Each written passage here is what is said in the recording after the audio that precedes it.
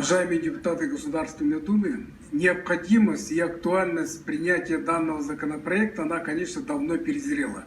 Проблема мониторинга, проблема укрепления вечной мерзлоты, она перезрела и она очень актуальна.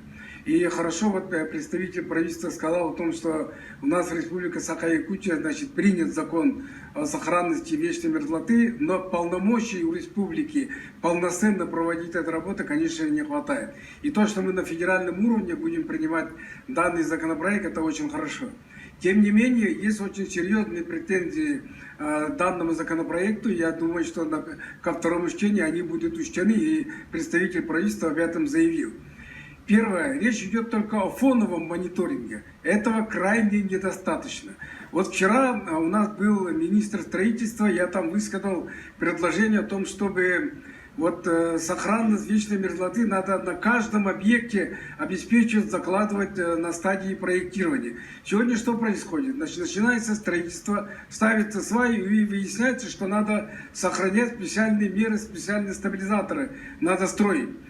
Вставлять, значит, а в проекте это не было предусмотрено, естественно, и стоимости не было, и бюджет несет огромные потери в связи с этим. Надо с самого начала это закладывать, это первое. Министр, значит, очень благосклонно относится к этой идее, мы будем над этим дальше работать.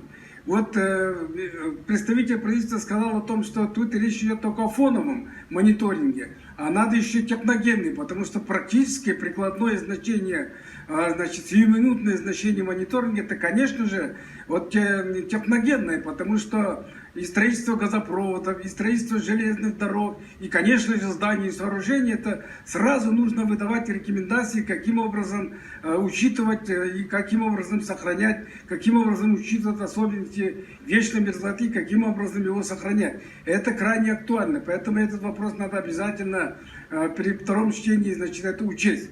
Поэтому фракция «Справедливая Россия» безусловно поддерживает принятие данного законопроекта и будет вносить обязательно свои поправки ко второму чтению. Мы намерены очень плотно работать над совершенствованием данного законопроекта. Спасибо.